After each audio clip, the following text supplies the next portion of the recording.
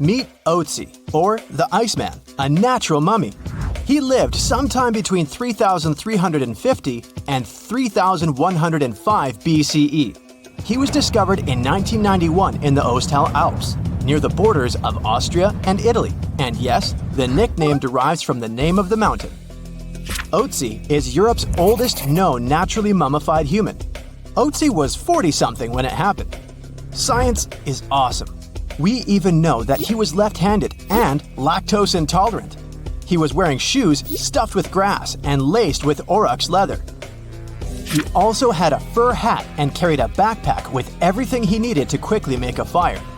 His body is now kept in a special room at a constant temperature of negative 21 degrees Fahrenheit. These days, Otzi is kind of a celebrity, featured in numerous documentaries and books. A decades-old mystery is solved. In 1942, Marceline and Francine Dumoulin left their home in southwestern Switzerland to get some food, but they never returned. No one knew what had happened to them. A ski resort worker solved the mystery 75 years later. He found two people dressed in 1940s fashion in ice.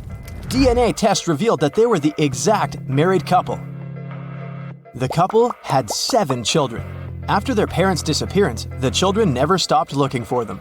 One of the children, Audrey Dumoulin, said she wouldn't wear black to the ceremony.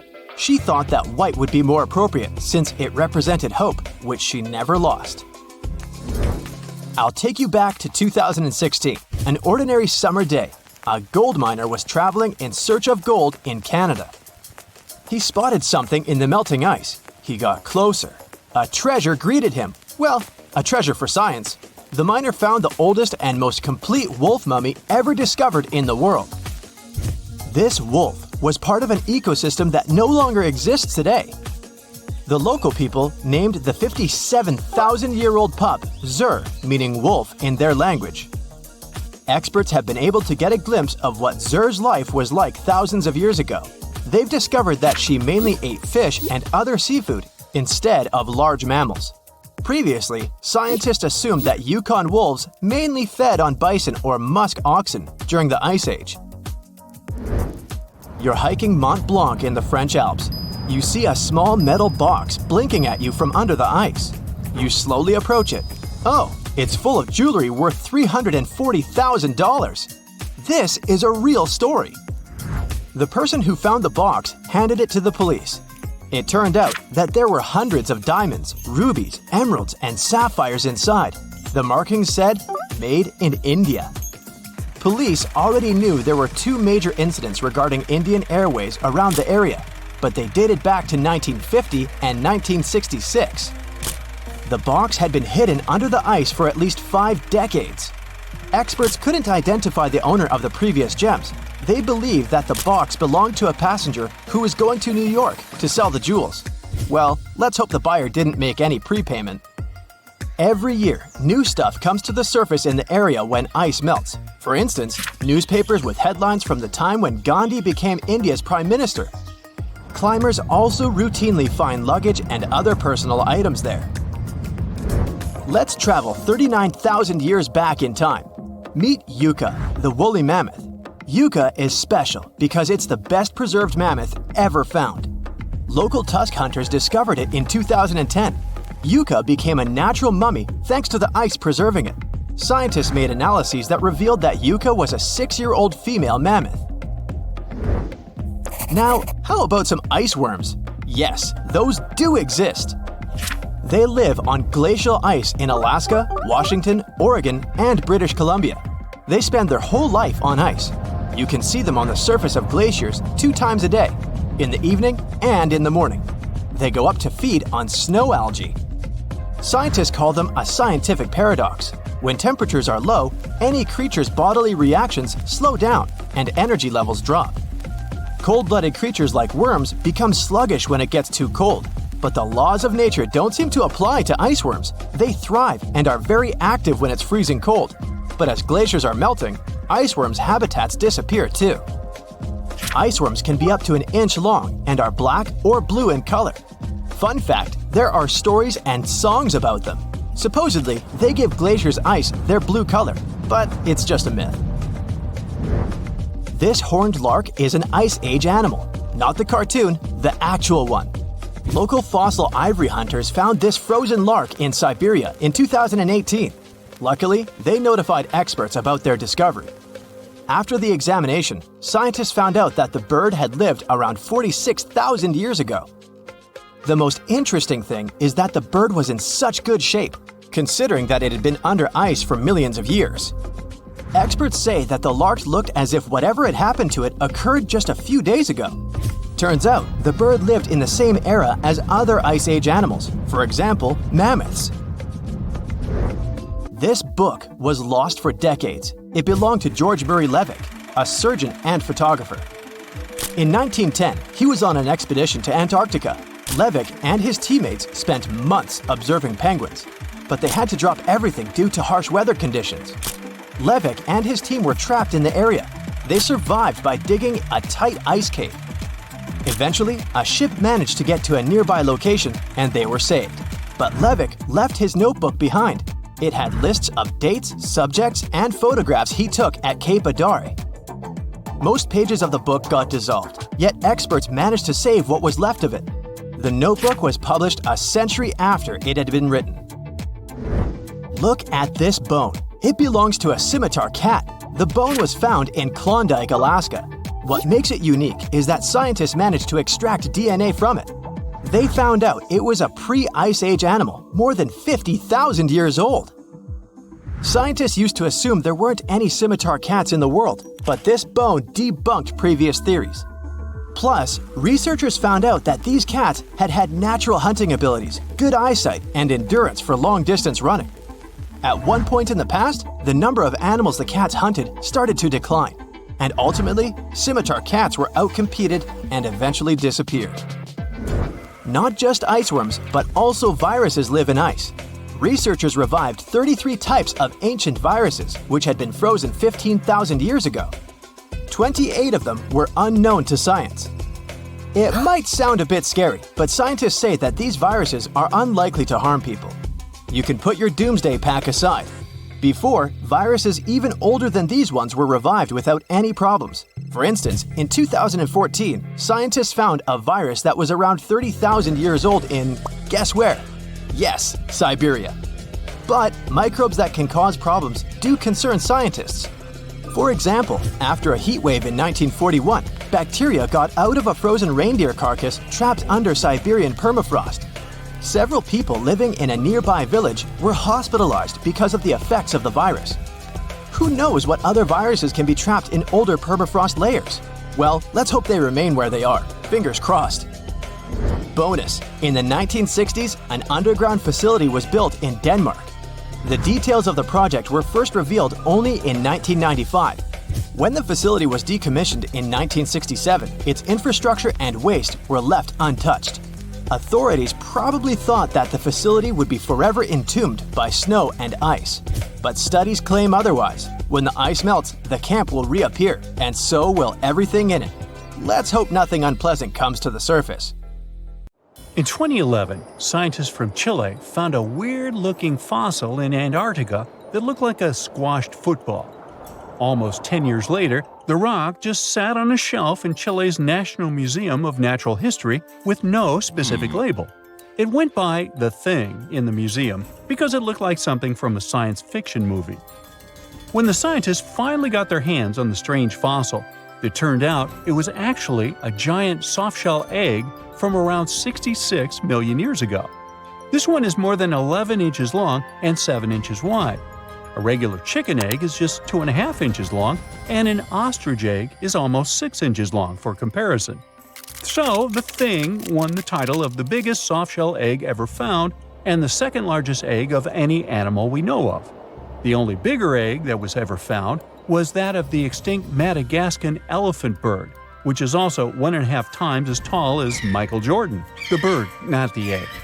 The Antarctic egg is also special because it's the first fossil ever found in this part of the world. So, whoever left it there must have been one big creature, probably a giant sea turtle that lived long ago, like a mosasaur. This is surprising because most scientists thought these creatures didn't even lay eggs, so this discovery could change what we know about them. The egg is also unique because it has a thin eggshell and no pores, which is totally different from most dinosaur eggs. It actually looks more like the eggs of lizards and snakes, but it came from a giant creature related to these animals. No known dinosaurs or flying reptiles from that time and place were big enough to lay such a huge egg, so it must have been a mosasaur after all. But we can't be 100% sure. Scientists did a lot of work and studied 259 types of living reptiles, like lizards and snakes, and their eggs. From this, they figured out that the mommy who laid the egg was probably at least 23 feet long, not counting her tail. During the late Cretaceous period, this part of Antarctica might have been like a nursery. Paleontologists have found bones of tiny mosasaurs and plesiosaurs in the same area, along with bones from the grown-up ones. Archaeologists in Norway made another cool but literally discovery and found dozens of arrows that had been hidden in ice for 6,000 years. They were melting out of a large ice patch in the high mountains, covering an area of about 45 football fields. In 2014 and 2016, when the summers were extra warm, scientists went to an ice patch called Langfoni to look around. They also found lots of reindeer bones and antlers there. Some of the arrows were whole and some in pieces, along with 5 arrowheads around the melting ice patch. This is more arrows than have been found at any other frozen site in the world. Some of the 68 found arrows date back to the Neolithic period, and the newest ones are from the 14th century of the Common Era. Ice is like the perfect time machine that can preserve whatever ends up there in an almost perfect condition. Langfoni became famous as one of the first ice patch sites after a local hiker found a 3,300-year-old leather shoe right next to its edge. Scientists are studying places like this to understand how people use these sites and how the ice patches from Norway to North America changed over time. Now, once upon a time, around 32,000 years ago, to be exact, a squirrel buried some seeds near a river in Siberia. Am I the only one getting the Ice Age vibes? Anyway, these seeds belong to a plant with cute white flowers. Thousands of years later, a group of scientists found these seeds buried deep in the frozen ground, about as far down as a 12-story building is tall. The seeds were surrounded by ice and bones of animals, like mammoths, bison, and woolly rhinoceroses. The mature seeds had been damaged, maybe by some squirrel, but some of the younger seeds still had good plant parts inside them. The scientists carefully took those out and put them in small containers to help them grow. And here comes the coolest part. They were able to grow the plants. Their flowers were shaped a little differently from the flowers of the same plant that grows today. After a year, the Ice Age plant even made new seeds. Based on this, the scientists suggested that permafrost could be a depository for an ancient gene pool, and we could find extinct species there and bring them back to life. Scientists on an icebreaker in Antarctica were looking for whales but found something way more unusual. The camera behind the ship, which is as heavy as a car, detected 16 million icefish nests on the floor of the Weddell Sea. The nests were located about every 10 inches in all directions and covered an area of 93 square miles, which is slightly bigger than the whole of Washington, D.C. The colony even had a distinct border, which was a line in the sand. The scientists were in the area because they were studying a special spot in the ocean where the water was a little warmer than the water around it. In this warmer water, they found tiny animals called zooplankton near the top. When the young icefish hatch, they swim up to this area to eat the zooplankton before going back down to the seafloor to grow up and have their own offspring. Since there was so much food, it made sense to see icefish in this warm water. But they didn't expect to find such a huge number of icefish nests, much more than anyone had ever seen before. New Zealand's Antarctic Heritage Fund found some old photo negatives in a hut in Antarctica. They turned out to be unique images from the Ross Sea Party. It was a famous failed expedition led by Ernest Shackleton. He wanted to become the first person to cross Antarctica by land, from the Weddell Sea to the Ross Sea, passing through the South Pole. But things went wrong when their ship, the Aurora, was blown out to sea. They had to use the hut from another explorer, Captain Robert Falcon Scott.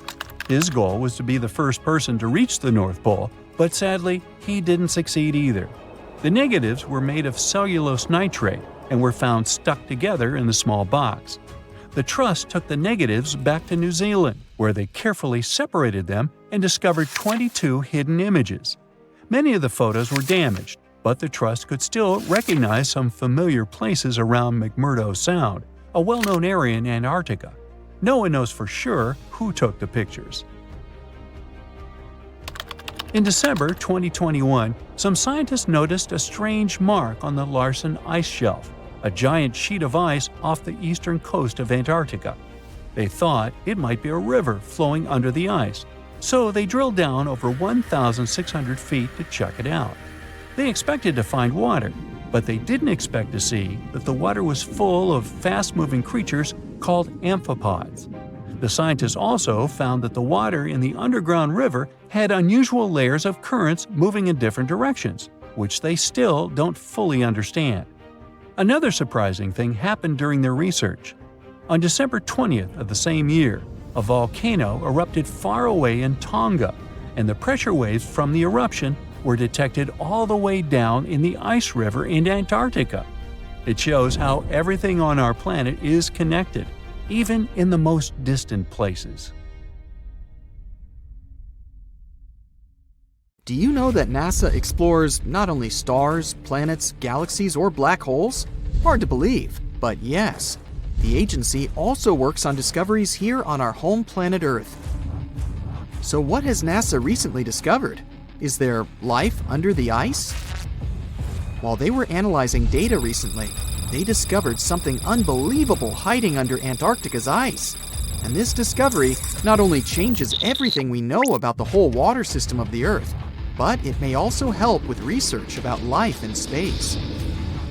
Humankind's existence might depend on understanding Antarctica and its secrets. So, the recent discoveries reveal vital information about our survival. But before we continue, let's see how much you know about this place, where it's only ice as far as your eyes can see. Antarctica is one of the world's 7 continents in the southern hemisphere.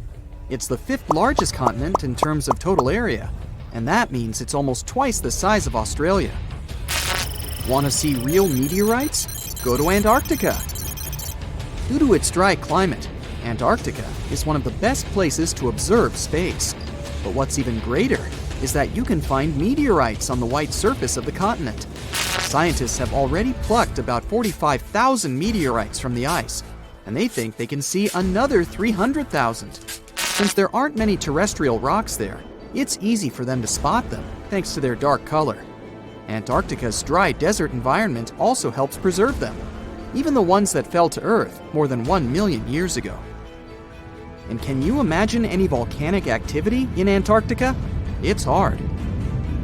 But this place is where fire meets the ice. West Antarctica is where most volcanic activity occurs. Scientists recently found that 138 volcanoes exist in West Antarctica alone. Wow!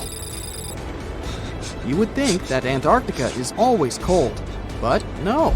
Its coastal regions can get as warm as 50 degrees Fahrenheit. But have you ever wondered what Antarctica would look like if there were no ice? It may seem unimaginable now, but it was not always covered by ice. That was 34 million years ago, though, so nobody could tell how the continent's surface would be without the ice. But NASA changed that. They generated computer simulations and created the most accurate map of it as of today. What they saw was incredible. The continent was not flat at all like it seemed. It's pretty bumpy with valleys, rolling plains, and high mountains. But this was nothing next to what they had discovered under Antarctica's ice. So, what is it? Drum roll, please. NASA found 2 new subglacial lakes. And what's even cooler about it is that they spotted these lakes from space. How is that? If your answer is high-tech satellites, then you're right. In 2003, NASA launched a satellite called IceSat. It measured ice sheet mass balance and cloud and aerosol heights. The satellite also helped create the ice-free map of Antarctica. In 2010, the European Space Agency launched the second satellite, CryoSat-2. It was for tracking the changes in the thickness of the ice. Then, in 2018, NASA launched the third one, IceSat-2, a follow-on to the IceSat spacecraft. It measured ice sheet elevation and sea ice thickness. It was NASA's most advanced Earth-observing laser instrument. It delivered the highest precision data. And when that was combined with the data from the other satellites, it was possible to spot these two new lakes near a pair of larger ones. But how is it possible that these lakes exist in the first place? The average thickness of most Antarctica ice is approximately 1.2 miles. However, it can get over 1.8 miles thick in some places, especially during the winter. So, you might think that there's nothing under there, but science says otherwise. It's not quite possible to see it with your bare eyes, but the continent's ice is slowly but constantly flowing in different directions under the force of its weight. But scientists could not figure out how water moved for many years. That started to change in 2007, when data gathered from the IceSat provided insight into what hides beneath the surface. They first discovered an entire network of meltwater lakes connected under Antarctica's fast-flowing ice streams, and there were hundreds of them. Scripps Institution of Oceanography glaciologist Helen Amanda Fricker figured that the elevation changes measured by IceSat happened because of the dynamics of these lakes. They did not hold meltwater statically. Instead, they were filling and draining continuously over time through a system of waterways. And as they did that, the ice above rose and fell. But where do they drain? The ocean, of course, and it drains a lot. A recent study, co-authored by Fricker, found that the drainage of one lake flushed as much as 198 billion gallons into the ocean in only 3 days. Countless mysteries about how nature works are still waiting to be solved. But finding the two new lakes will give scientists a better picture of how fast the Antarctic ice sheet will change as the climate gets warmer, and how this will affect global ocean currents and sea level rise. The filling and draining cycle of the lakes also caused the ice sheet to suffer cracks and crevices. So, the information they find from these new lakes will also give them a better understanding of the damage on the surface of the ice. They will also be able to assess how this filling and draining system influences the speed at which ice slips into the oceans and seas. And that means they can evaluate how the added fresh water may alter marine ecosystems. This discovery may also suggest whether life is under the ice. Wow! Scientists drilled through about 3,504 feet of ice and found that water samples taken from one of the lakes contained approximately 10,000 bacterial cells per milliliter. Such a high number of bacterial life is a good sign, because that means the icy waters might also support higher life forms, such as microanimals, and one of these new lakes might even be their home. But the most exciting thing is that the new lakes might help them understand whether life on other planets is possible. Scientists believe any life below the frozen surface of the planet Mars might follow the patterns seen in Antarctica's lakes. So, there is a possibility that they might find critical new information on the type of life that may have existed on the red planet.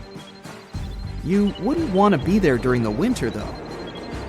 The lowest temperature on Earth you can experience is negative 128 degrees Fahrenheit. In 2010, there was an even lower temperature of negative 135 degrees Fahrenheit, and you may feel this cold much worse due to the strong and dry winds.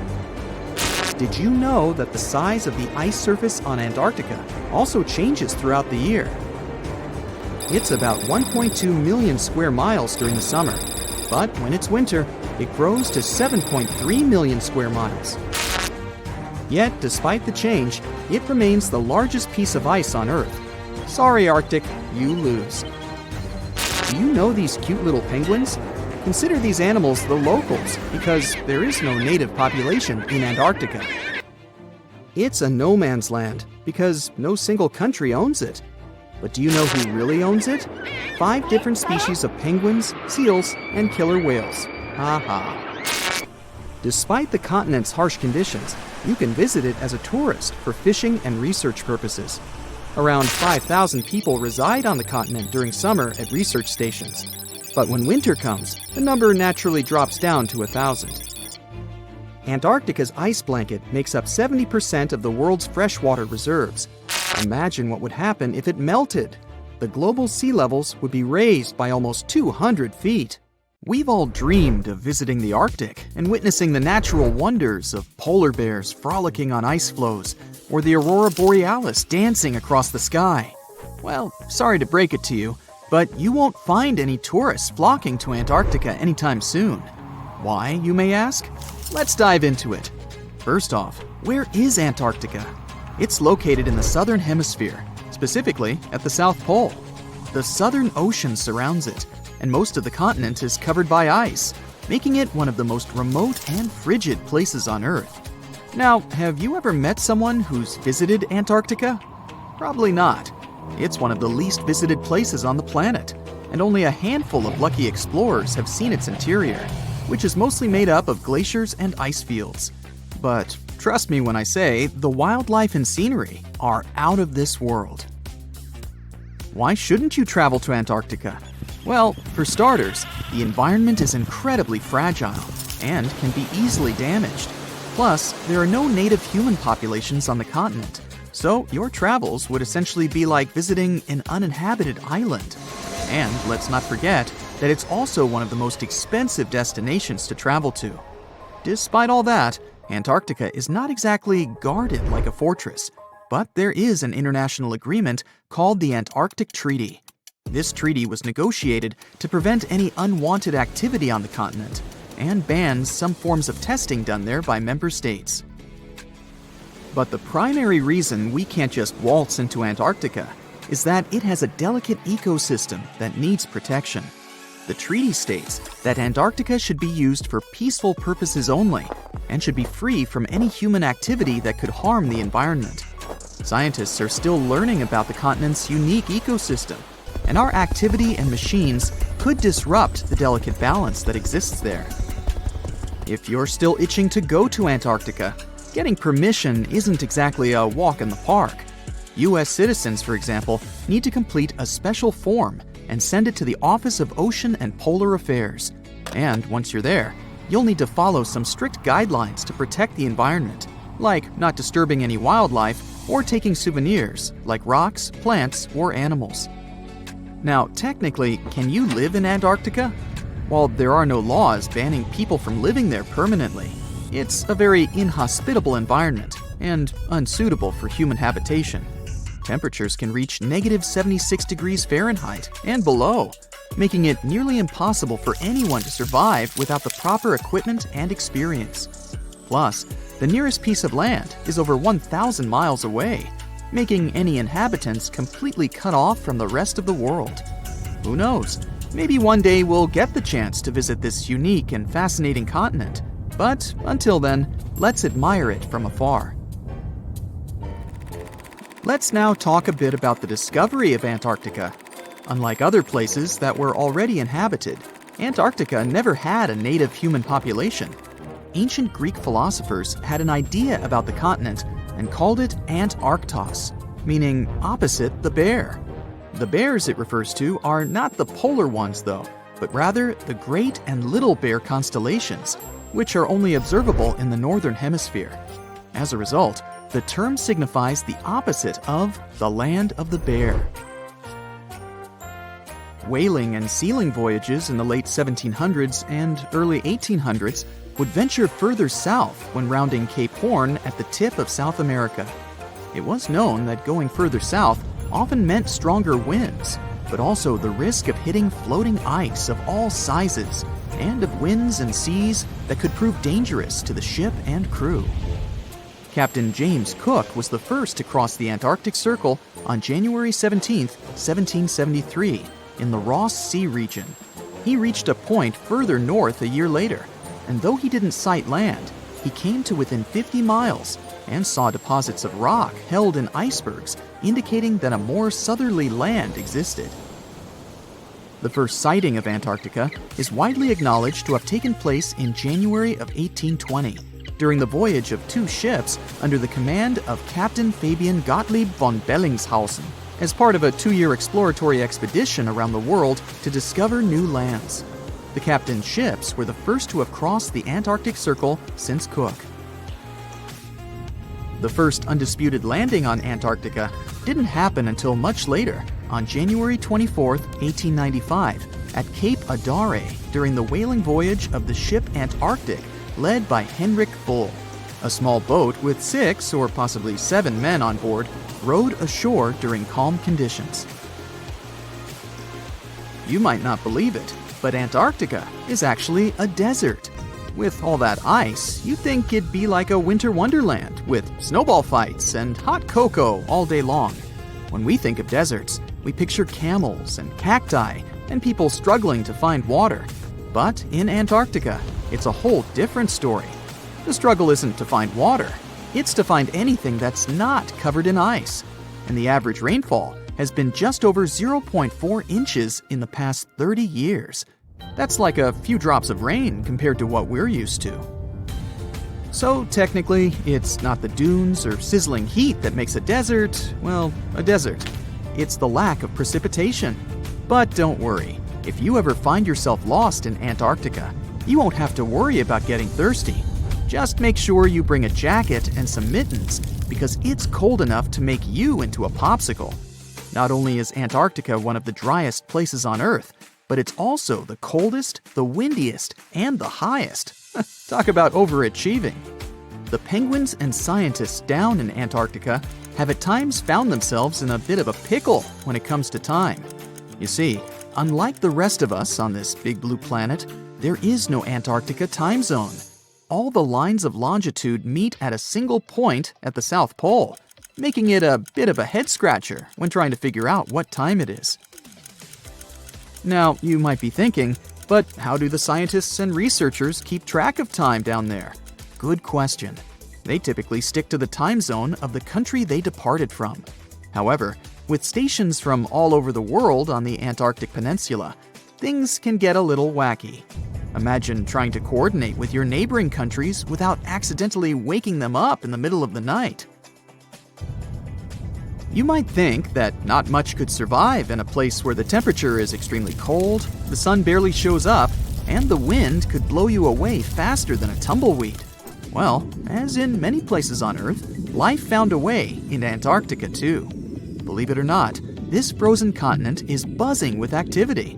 It's home to billions of krill, which in turn attract lots of seals and more penguins than you can shake a fish at. But don't let their cute and cuddly appearance fool you.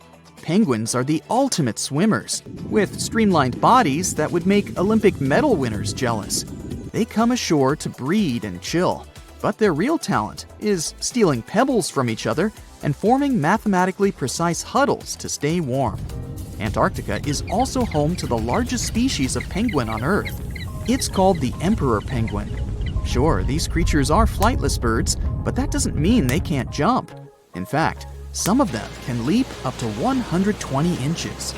And let's not forget about the seals. With their furry bodies and special songs, these marine mammals are protected by the Antarctic Treaty, and they're thriving in the cool waters of the Southern Ocean too. But the real stars of the show are the whales. During the Antarctic summer, these huge creatures show up in droves to chow down on the abundant krill. It's indeed like a whale buffet down there. In 2021, while drilling about 11 feet beneath the surface of permafrost in northeastern Siberia, researchers uncovered a 24,000-year-old frozen life form. And then, they brought it to life. Before cloning it, or better said, it cloned itself. This might sound like the beginning of a sinister horror story, but don't worry, it's actually quite the opposite. What scientists unearthed was a microscopic frozen organism that could fundamentally reshape what we think about evolution and survival. The uncovered tiny creatures are called Bedelloid rotifers, microscopic animals with little wheel-like mouths that they use both for moving and feeding. They were first discovered in 1696 and are fairly common in freshwater environments around the world, with a few saltwater species. They might seem unremarkable, but scientists have been studying them since early microscopes made it possible to actually see them.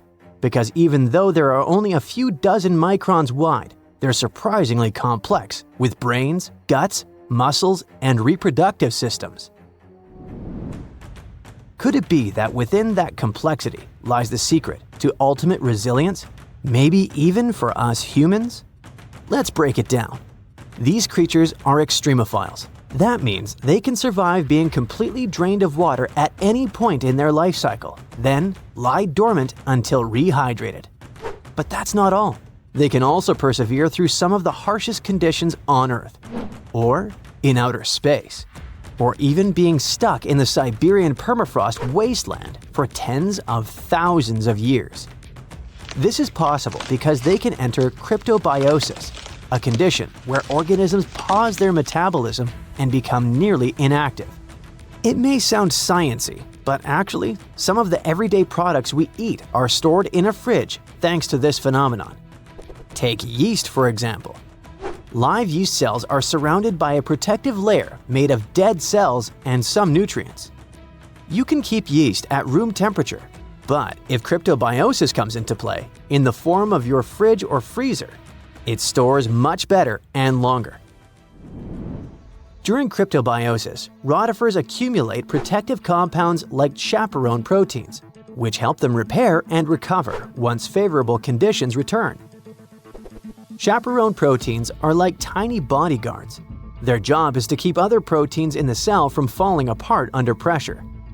When the body is stressed, whether from heat, cold, toxins, dehydration, or just the natural aging process, the proteins inside our cells can start to misfold. Proteins need to be folded into very specific shapes to function properly, and when that structure breaks down, they become useless, or worse, harmful. Misfolded proteins can pile up and interfere with normal cell function. In some cases, they clump together in ways that poison the cell.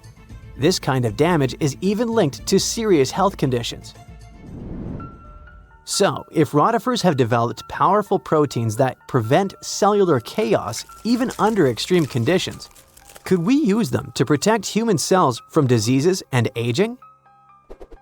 By analyzing the age of the ice they were found in, scientists figured out that these frozen rotifers were at least 24,000 years old.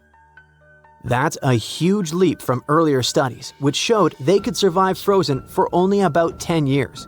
Now that's what you call record-breaking. This period of Earth's history is known as the Late Pleistocene Epoch, a time dominated by the Ice Age, which means these invertebrates were lying dormant when Manny and Sid were having their adventure while roaming the icy landscapes, along with saber-toothed cats and giant ground sloths. Fun fact: although animated movies like Ice Age show woolly mammoths as huge, towering giants, they were actually about the same size and weight as today's average African elephant. Nature and evolution can be so cruel, yet fascinatingly unpredictable. Massive, menacing beasts that came from the Ice Age couldn't survive it, yet something tiny and weird, like a bedelloid, could. But regarding our unfrozen creature, after the soil thawed, the organism didn't just begin moving again, it also started reproducing. This is thanks to an ability called parthenogenesis, a specific form of reproduction in which embryos develop from unfertilized eggs, allowing them to reproduce independently. It really is like cloning, but it happens naturally. Many organisms, such as certain insects, reptiles, and even some birds, are capable of parthenogenesis, at least under specific conditions. For example, in honeybees, males develop from unfertilized eggs through parthenogenesis, making them genetic copies of their mother. However, parthenogenesis is often seen as an evolutionary disadvantage because it limits genetic diversity, meaning that most species that reproduce this way eventually face extinction. Despite this, Bdelloid rotifers have diversified into over 450 distinct species over millions of years, which is extremely rare. Scientists believe their survival comes down to a few evolutionary adaptations. They can pause their metabolism through cryptobiosis, repair their DNA with specialized proteins, and even borrow useful genes from other organisms using a process called horizontal gene transfer. Unlike most animals, which rely solely on inherited DNA, these organisms can steal genetic material from bacteria, fungi, and even plants, splicing foreign genes into their genome to gain new survival traits. Some studies have shown that up to 10% of their active genome comes from foreign DNA. This could explain their extraordinary resilience. They borrow genes for stress resistance, toxin breakdown, or radiation repair, essentially patching and upgrading their DNA in real time. It's not like the Mind Flayer from Stranger Things, where the creature absorbs another organism to improve itself and grow. It's more like a spy stealing a blueprint from a rival lab to learn its secrets. When cells rupture, for example, when bacteria die nearby, bdelloids scoop up loose DNA fragments and integrate them into their own genome. Interestingly, the usual expected lifespan of bdelloid rotifers under normal circumstances is only 2 weeks. The soil sample that contained these rotifers also held nematodes or roundworms, another group of tiny survivors already known to withstand tens of thousands of years icebound. This isn't just limited to microscopic animals.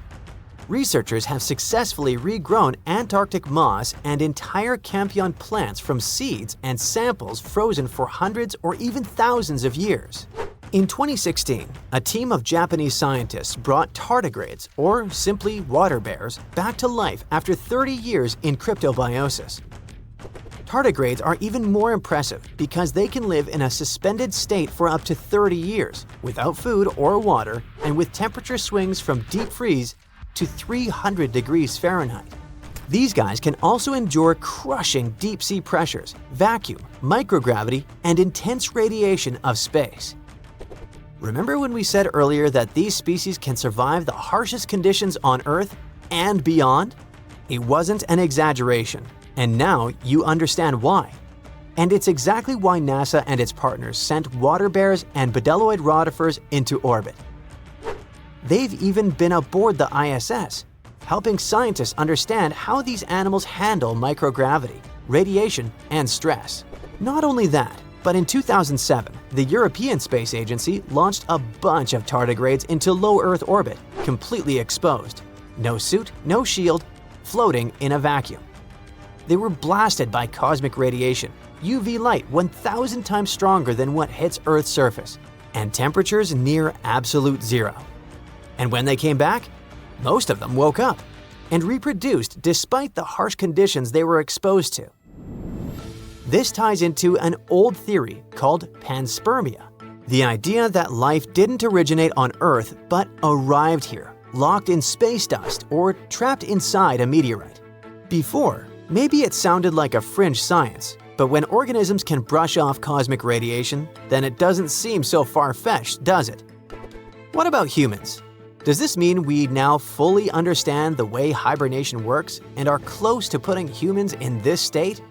Sorry for spoiling it for you, but it still feels more like science fiction. However, researching rotifers, water bears, and similar organisms can lead to massive breakthroughs in other fields.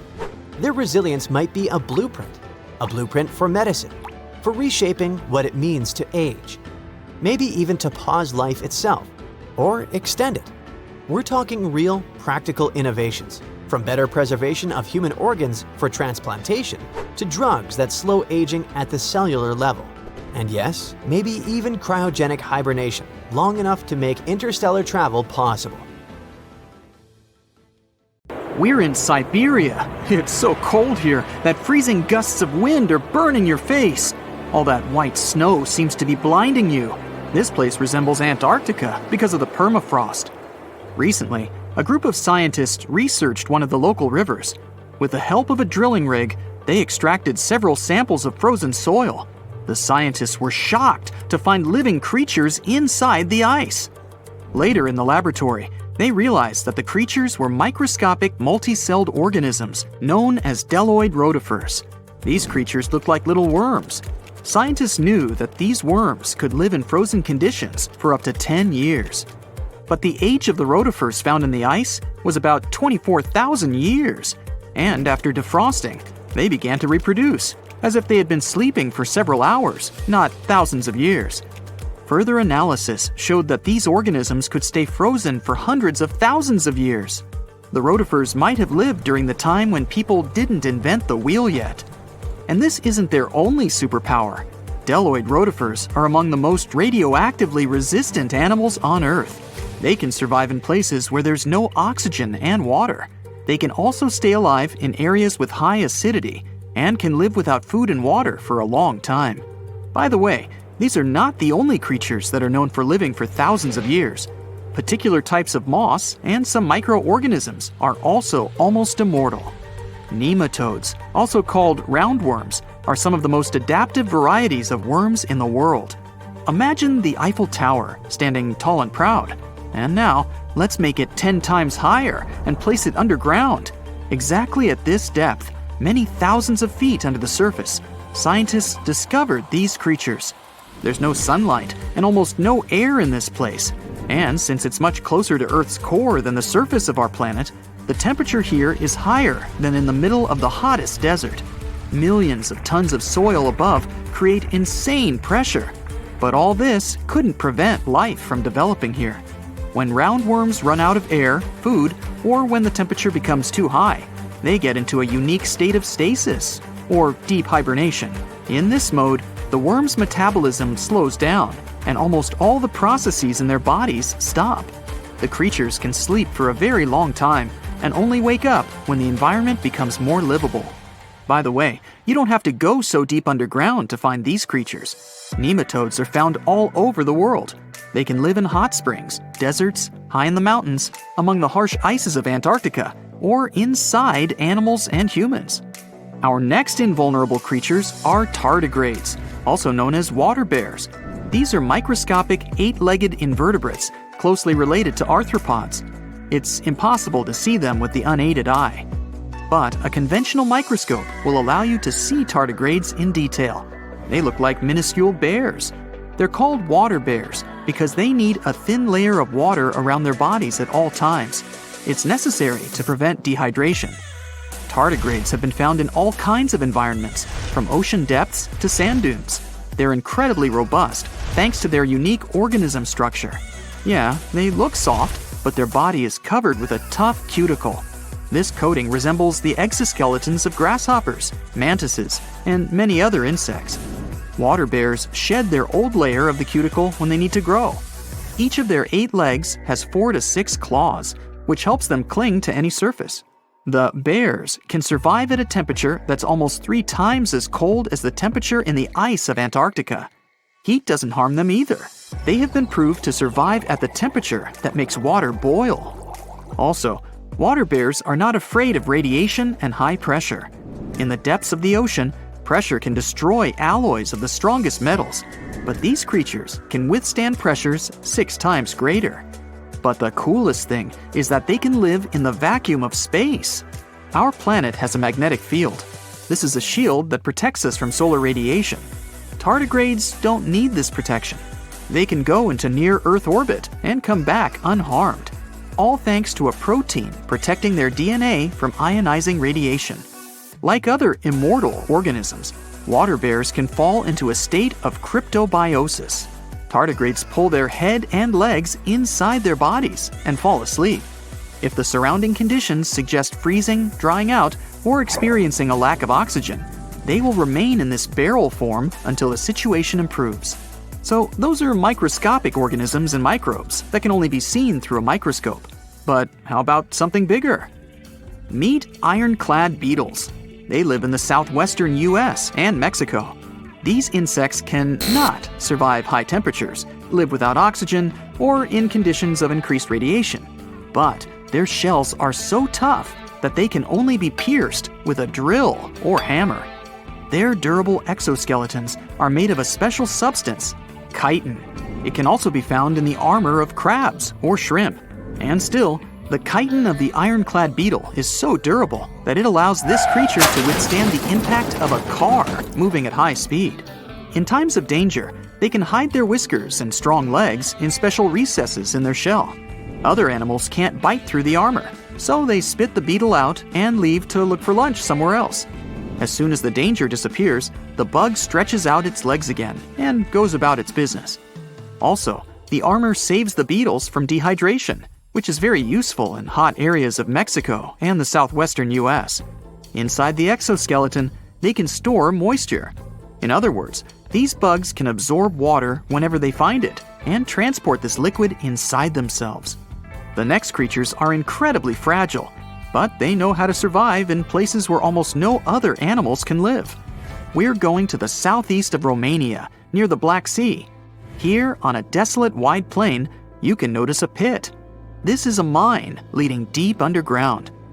The air on the surface of our planet usually contains around 20% oxygen, but in the mine, it's only 10%.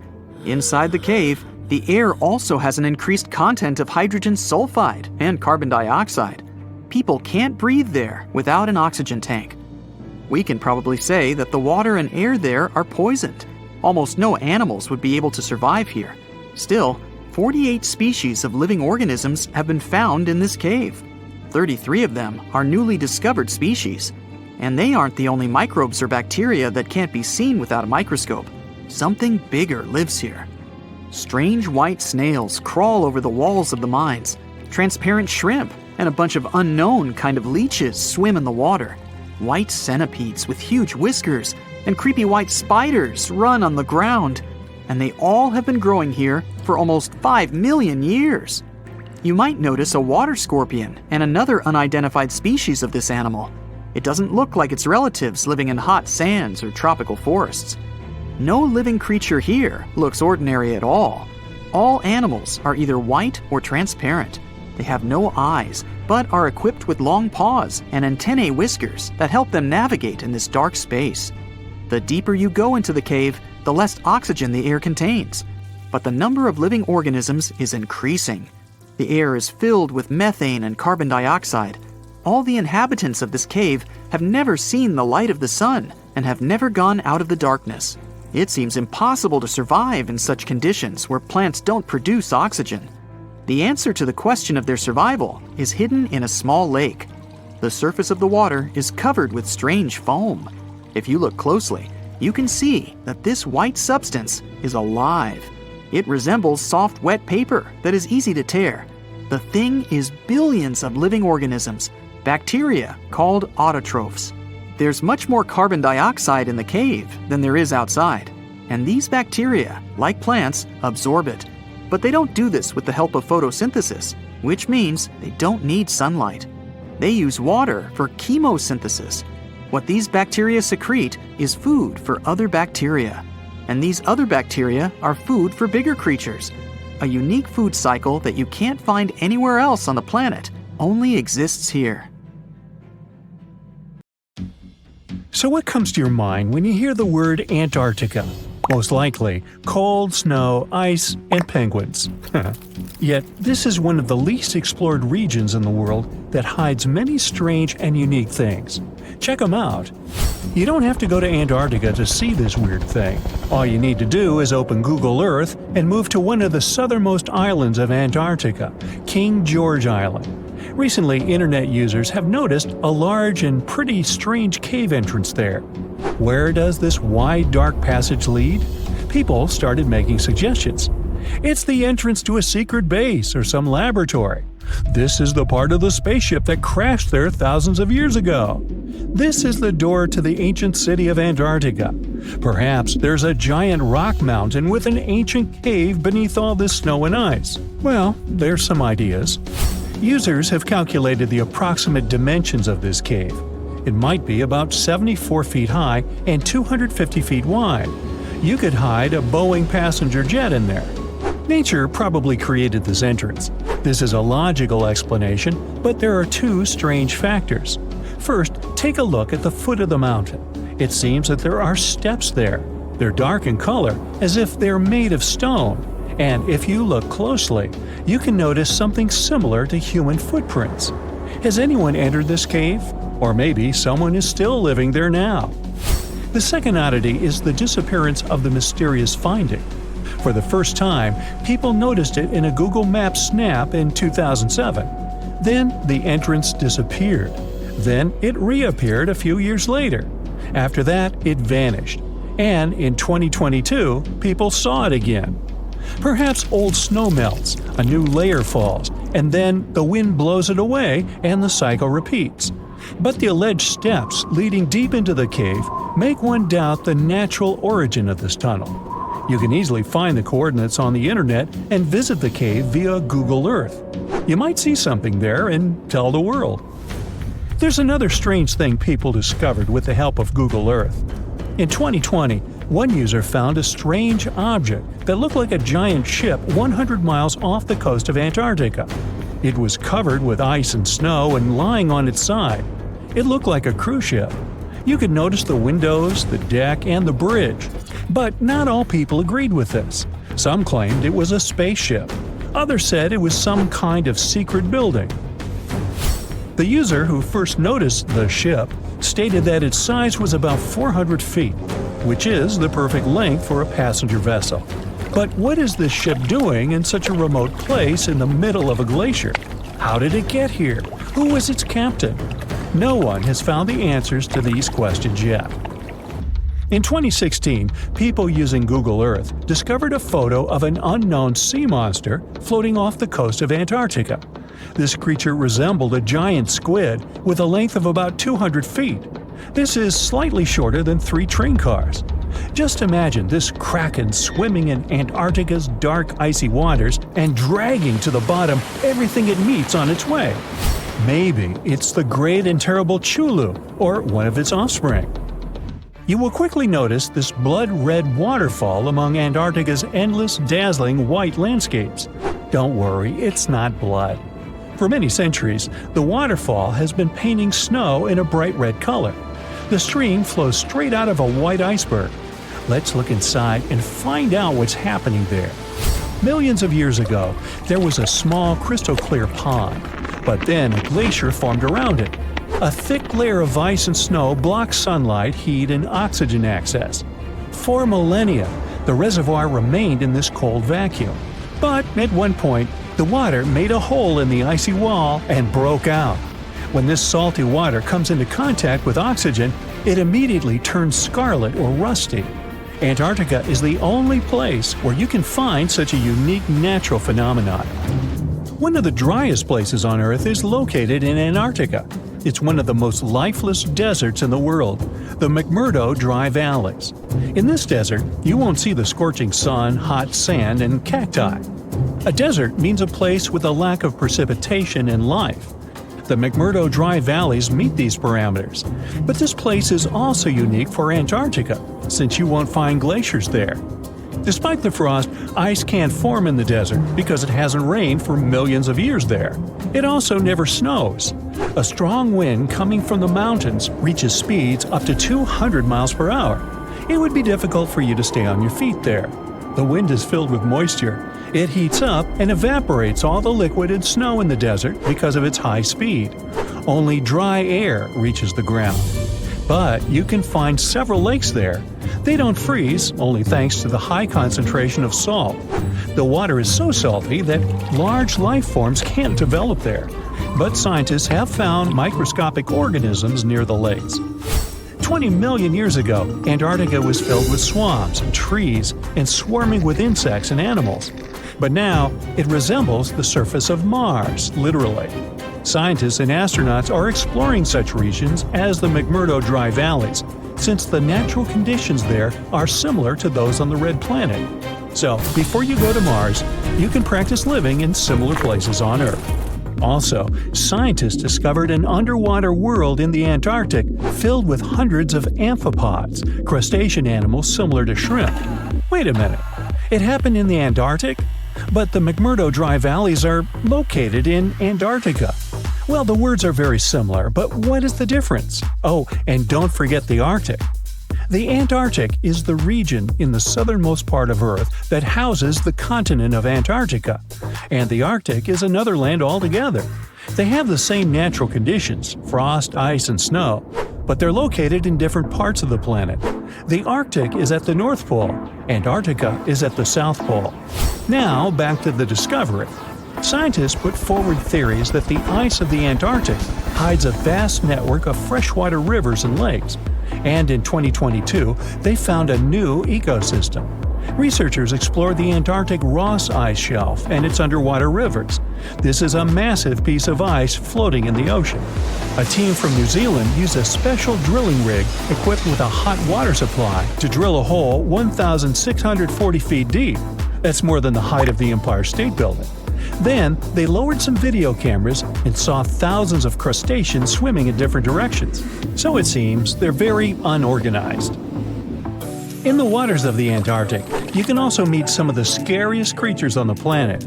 These are sea spiders. They got this name because they resemble land spiders, but they're actually a species of marine arthropods. And unlike land spiders, those in the ocean are much larger.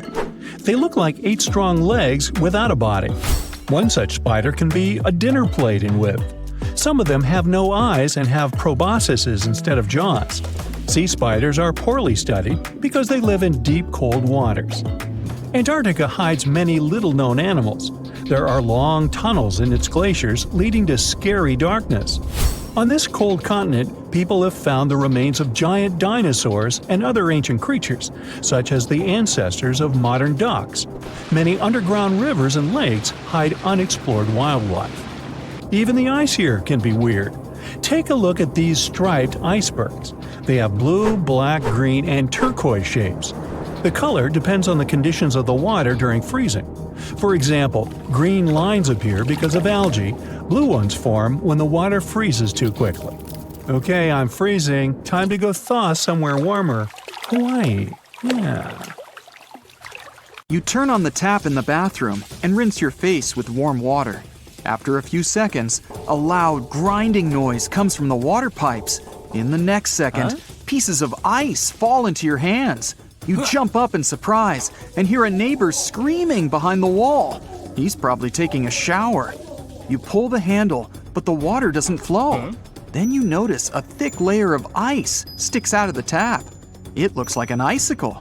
You go to the kitchen and take a jug of water, but you can't pour any into a glass. The water's frozen. The same thing happens with the kettle.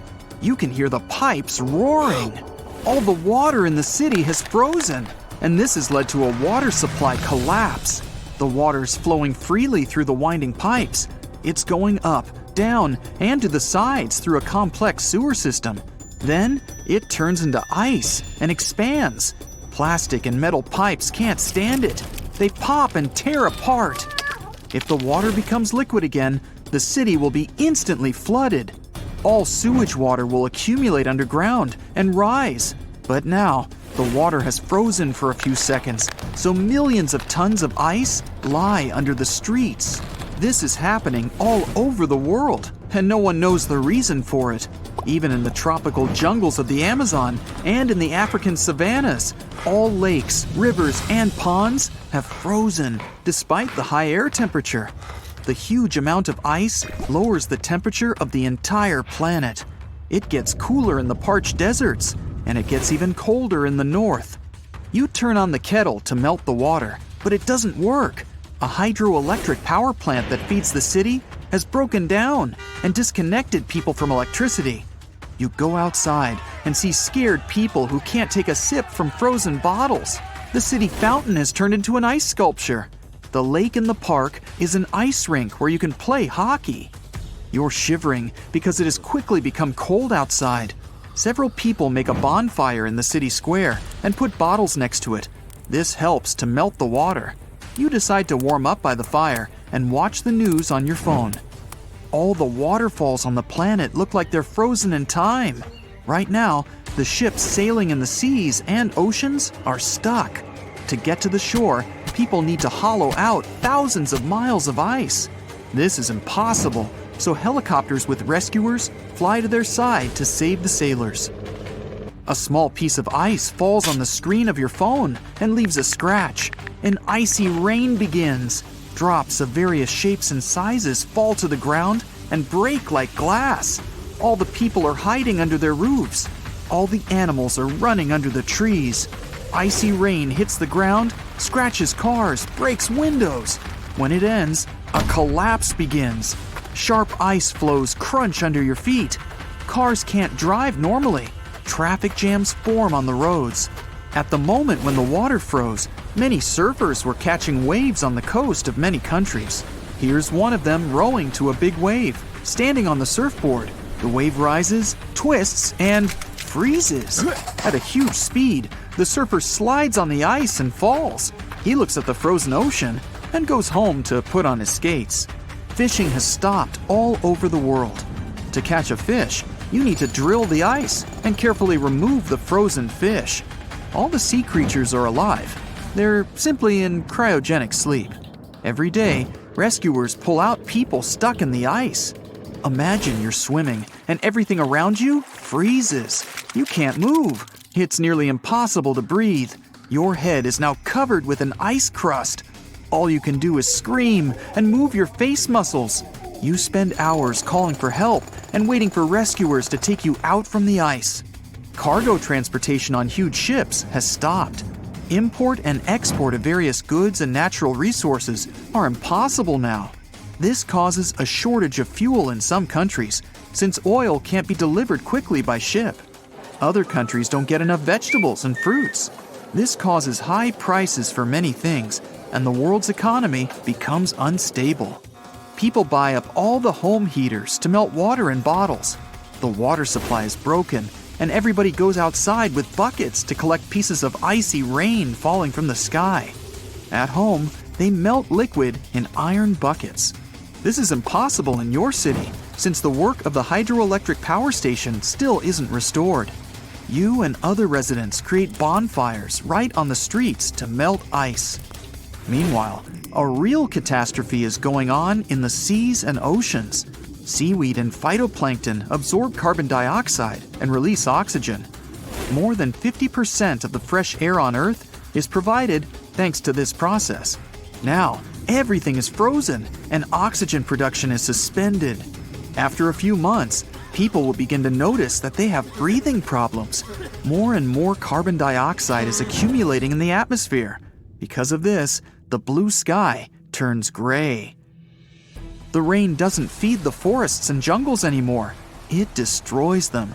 Trees, leaves, and plants are torn under the ice drops. The harvest is spoiling. People are running out of food supplies all over the world. Volcanoes emit a lot of carbon dioxide and heat.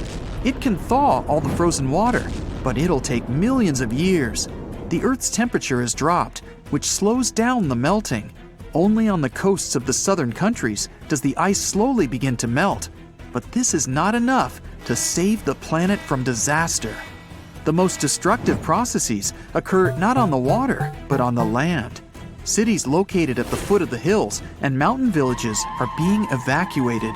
Residents take their things and leave their houses as far away as possible because lakes and rivers are flowing inside many mountains and underground. And when all this water freezes, it begins to expand inside the underground channels. The same happened to the city pipes. When everything starts to collapse inside the mountain, a landslide begins. Rocks and mountains roll down onto small towns. Earthquakes carry trees and houses underground. This is happening all over the planet. To escape from the icy rains, people create umbrellas of light metal. If you decide to go outside in bad weather, you need to wear headphones or earplugs because the ringing of falling ice on the metal umbrella is deafening. It's necessary to protect plants and crops from ice. People put huge transparent domes over farms and fields. The domes are equipped with transparent, high-strength fabric. Ice pieces don't break through it, but remain on the dome. When the sun begins to melt the ice, it seeps through the grid and waters the ground. Scientists create super powerful electric stations and install them at different spots of the ocean. The stations are equipped with big drills that make a long tunnel into the ocean depths. Then, a powerful nuclear reactor is placed there. It's covered with a protective shield to avoid radiation entering the water. The reactor starts working and melts the water around. When a huge amount of water is melted, the reactor is removed from the ocean. Then, the warm water begins to heat the frozen water. These processes take decades. While the seas are melting, people in cities are reinstalling sewage systems. First, a powerful heater is placed inside each house, which slowly melts the ice. Then, plumbers replace the broken pipes with new ones. The global temperature is slowly recovering, but icy rains continue to fall. To solve this problem, scientists synthesize a harmless chemical reagent. Each day, supersonic planes fly through rain clouds and spray the substance that turns small ice floes into water drops. The freezing water in the rocks slowly melts, and this provokes new landslides. To escape from earthquakes, seismologists create a scanner that monitors the activity of underground water. The scanner processes data on the ice and ground temperatures and the density of air and soil and creates an earthquake model. People can find out in advance when the disaster will begin. Colossal iceberg, more giant than a city, broke away from Antarctica in mid-2021. It's so big that it's 40 times bigger than Paris and 73 times the size of Manhattan. Imagine that you come out of your small holiday shack on the coast of South Africa, near the town of Port Elizabeth. You have a cup of tea in your hand as you've just woken up. You stand near the edge of your lookout, the vast Indian Ocean before you. Something catches your eye. To the right, there is something so monumental, you can't comprehend it. It's a giant slab of ice, 300 feet high, and stretching away many miles, as far as the eye can see. It rolls slowly, but relentlessly on, heading out into the deep sea. If it goes far enough, it could reach the western coast of Australia. Playing in front of it are a pod of dolphins, like they sometimes do off the bow of a ship. Yet they're just specks compared to the mammoth size. You're so shocked that you drop your cup. Your eyes are as big as saucers. It's like something out of a science fiction movie. Are you dreaming? Are you seeing things? Nope. It's A76. It's real, and it's currently on the move. What could happen to it is anyone's guess. Well, scientists have a few theories, but let's get a grasp of its size first. The iceberg is 110 miles long and 16 miles wide. It's basically the shape of a gigantic finger. If you were standing at the coast of Dover, looking across the English Channel toward France, the iceberg would be almost as wide. The channel is 21 miles across at its narrowest. That means approximately 2/3 of that distance would be filled with the iceberg. That's if it were drifting finger pointing down, so to speak. If it were facing the other way, it could still enter the English Channel, but as it got closer to the narrowest points, it would smash into the coasts of both England and France. It would go up over land. It would slide over the green fields of England, the white ice bold against the rich green. It would cruise past the vineyards of France. It was temporarily lowering the temperature of everything around it. Those grapes would be like jelly crystals. It would skim right over highways, cars stopping to observe this colossal thing, like a visitor from another galaxy. You could pluck chunks off it for your drink as it sailed past. Failing that, you could scale it and go ice climbing, right on the outskirts of London. It would certainly be handy in the summer. But let's get back to what actually happened, and what scientists think will happen to it. As of the beginning of 2022, A76 is the world's most giant floating iceberg. It was calved from the Filchner Ronne ice shelf in Antarctica in the middle of May 2021. Ice calving, also known as glacier calving, is the breaking up of ice chunks from the edge of a glacier. It then pulls away from the ice mass into a separate entity. If you were nearby, you would hear a lot of cracking and a massive booming sound. Blocks of ice up to 200 feet would break free and crash into the water. It would cause huge waves. Not even adventurous surfers would want to tackle those breakers. Ice calving is a natural event. The area where A76 broke off has seen little change in recent decades. There have been even larger chunks of ice than A76, but this one is currently the largest in the world. Scientists at the British Antarctic Survey spotted it. There are satellite images of it breaking free. as captured by the European Space Agency's Sentinel-1A satellite. The size at the calving was an estimated 1,670 square miles. Right now, it's in the Weddell Sea around Antarctica. The Weddell Sea is part of the Southern Ocean. It was named after the Scottish sailor James Weddell, who entered the area in 1823. Scientists have deemed the Weddell Sea to have the clearest water of any sea. Imagine peering down into its depths from a boat. What a fantastic view it must be! The area is full of whales and seals. As you look down, you may see killer whales, humpback whales, minke whales, leopard seals, and crab-eater seals. And if you look towards land, you'll likely see a colony of Adelie penguins. They're the dominant penguin species in this area because they adapt to the harsh environment. In fact, this is the only location in the world they live. What an incredible array of wildlife to observe, all from the comfort of the ship's deck, while you drink another cup of hot tea. It gets pretty cold in these parts. To get an idea of what could happen to A76, scientists refer to other data, such as the even more enormous iceberg called A68. It was calved from the ice shelf known as Larsen C off Antarctica in 2017. While it may be exciting, though a little daunting, to think of it also sailing up the English Channel, A68 floated out to warmer seas and, by early 2021, had all but dissipated. That was a relatively quick demise. Some icebergs have been observed floating around for up to 18 years. Suppose they remain in the relatively cold waters. It all depends on where A76 decides to go. Satellites have helped scientists keep track of these monstrous movements, whereas they would go unnoticed in the past. That's how they know that by day 148, this iceberg had split into 3 fragments, imaginatively titled A76A, A76B, and A76C. The numbers might be boring, but they're based on the Antarctic quadrant in which they were first sighted. If these enormous chunks do break up entirely, it will not add to rising sea levels because it was already part of the floating ice shelf. Imagine these ice chunks in your glass. They already take up a certain amount of space. They will simply change form into water. Icebergs like this one are different from glaciers or ice sheets found on land. Those are the things that help to raise sea levels when they break off and melt. For example, if the whole of Antarctica's ice sheet were to melt, it could raise sea levels by nearly 190 feet. If you think A76 is enormous, and it clearly is, there was another that makes it look small in comparison.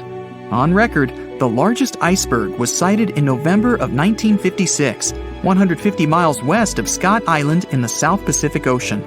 Ironically, it was seen by a ship known as the USS Glacier. It was sized over 12,000 square miles. This iceberg was larger than the country of Belgium. What may happen to the chunks of A76 will depend on a few factors. Ocean currents can make a significant impact, and wind direction and speed can too. They may move closer to coastlines, where they can freeze into pack ice. They can also drift into shallow waters and hit the seabed, called seabed gouging. The deepest part of the iceberg can act like the keel of a boat. It digs into the ocean floor, but the sheer size of the iceberg keeps it moving. Soon it's tearing up the floor, creating a long, narrow furrow or a gouge. Fish would scatter, the earth would shake, the noise would be tremendous. It's actually quite common in offshore environments near where ice is found. You would not want to be scuba diving nearby when one of these rips through. However, it would make for a spectacular sight. Generally, icebergs deteriorate through melting and fracturing, which, as you can imagine, changes the mass and the surface area. Combined with wind and ocean currents, it can make iceberg modeling difficult. As for A76, we'll just have to wait and see. Before we go, let's return to our imaginary voyage down the English Channel. The island of ice, 73 times the size of Manhattan, with its gigantic frosty finger pointed down toward the Celtic Sea, rolling steadily onwards, unable to be stopped. Hundreds of thousands of people have flocked to the coasts of both England and France to watch this extraordinary spectacle as it cruises by. On top of the ice, there are thousands of penguins playing happily. They almost look to be waving back to the abundance of sightseers who cheer them on their way, the children jumping with joy at the most spectacular sight they've ever witnessed. The largest volcanic region on Earth is not in Africa or Japan, but under the ice of Antarctica. Scientists found 138 volcanoes in its western part, and if they decide to go wild, you'll surely notice it. They could melt huge amounts of ice that will move into the ocean, raise its level, and make our planet uninhabitable for humans. But before you pack your things to fly away to another planet, hear me out. Only 2 of the Antarctic volcanoes are officially classified as active now, and it would take a whole series of eruptions, decade after decade, to seriously impact the whole world. Mount Erebus, one of the 2 Antarctic volcanoes currently in action, proudly bears the title of the world's southernmost active one. It has been continuously erupting since at least 1972. It emits plumes of gas and steam and sometimes even spews out rocks, and scientists call it Strombolian eruptions. One of the coolest features is a lava lake in one of its summit craters, with molten material on the surface. Such lakes are rather rare because they need certain conditions to make sure the surface never freezes over. The second active volcano is Deception Island, a horseshoe-shaped landmass. It is the caldera of an active volcano that last erupted over 50 years ago. Scientists who monitor it say it shouldn't go wild anytime soon. Antarctica also has plenty of fumaroles. Those are volcanic vents that release gases and vapors into the air. In the right conditions, they can spew out enough stuff to build fumarolic ice towers up to 10 feet tall. Scientists keep an eye on the Antarctic volcanoes with seismometers that detect when the Earth starts trembling from volcanic activity. Sometimes they also use more complicated tech, but it's all really challenging because of how far away this polar region is and how tricky it is to get there. That's why no one can predict when one of the continent's volcanoes that are now sleeping might erupt. We can guess what this waking up would look like if we analyze the events from nearly 20,000 years ago. So, shall we? One of Antarctica's sleeping volcanoes, Mount Takahe, had a series of eruptions and spewed out a good amount of halogens rich in ozone back then. Some scientists say these events warmed up the southern hemisphere. Glaciers started to melt and help finish the last ice age. For these events to repeat, we'd need a series of eruptions with substances rich in halogens from one or more volcanoes that are now above the ice. It's an unlikely scenario, but since it already happened in the past, it's not completely impossible. As for volcanoes hiding under a thick layer of ice, it looks like their gases would hardly make it to the atmosphere, but they would be strong enough to melt huge caverns in the base of the ice and produce a serious amount of meltwater. The West Antarctic ice sheet is wet and not frozen to its bed, so this meltwater would work as a lubricant and set the overlying ice into motion soon. The volume of water that even a large volcano would generate in this way is nothing compared to the volume of ice beneath it. So a single eruption wouldn't make a difference, but several volcanoes erupting close to or beneath any of the western Antarctica's big ice streams would. Those ice streams are rivers of ice that take most of the frozen water in Antarctica into the ocean. If they change their speed and bring unusual amounts of water into the ocean, its level will rise. As the ice would get thinner and thinner, there would be more and more new eruptions. Scientists call it a runaway effect. Something like that happened in Iceland. The number of volcanic eruptions went up when glaciers started to recede at the end of the last ice age. So it looks like, for massive changes, several powerful volcanoes above the ice with gases full of halogens need to get active within a few decades of each other and stay strong over many tens to hundreds of years. Antarctica stores around 80% of all the fresh water in the world, and if they melted all of it, global sea levels would rise by almost 200 feet. And then we'd have to look for a new planet to live on. But this again is an unlikely scenario. It's more likely that the eruptions under the ice will lubricate ice streams and seep water into the ocean, but it wouldn't be the end of the world. A super strong, super angry supervolcano could do it though, and it has already happened in the past. Over 200 million years ago, the world went through a major makeover with not one, not two, but 4 massive volcanic eruptions in huge pulses. The supervolcano called Camp had been erupting over and over for 600,000 years. It all happened in Wrangellea, a large chunk of land that used to be a supermassive volcano stretching across what's now British Columbia and Alaska. And it wasn't the lava or the volcanic ash that ruined the environment. The eruption made carbon levels skyrocket. The planet would never be the same again. This volcanic activity might have helped dinosaurs grow from cat-sized critters into giants we saw in Jurassic Park. It kicked off a 2-million-year rainy season. It made the whole world hot and humid, and the dinos just loved it. Researchers dug deep into sediment layers beneath an ancient lake in Asia to uncover these secrets. They found traces of volcanic ash and mercury, clear signs of those epic eruptions. There were carbon signatures showing huge spikes in carbon dioxide levels. It made the atmosphere toasty, and the rain poured down. So the bad news is, another eruption like this could happen. The supervolcano beneath Yellowstone National Park has been sleeping for nearly 70,000 years. But if it wakes up, it would be many times more catastrophic than the eruption of Mount St. Helens in 1980. It's considered the most disastrous volcanic eruption in U.S. history. It followed 2 months of earthquakes and injection of magma below the volcano that weakened and destroyed the entire north face of the mountain.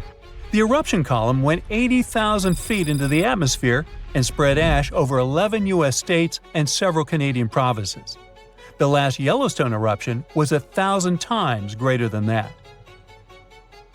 The ground above Yellowstone sits on a hot spot made of molten and semi-molten rock called magma. This magma stuff flows into a chamber beneath the park, about 4 to 6 miles down, making the ground puff up like a balloon.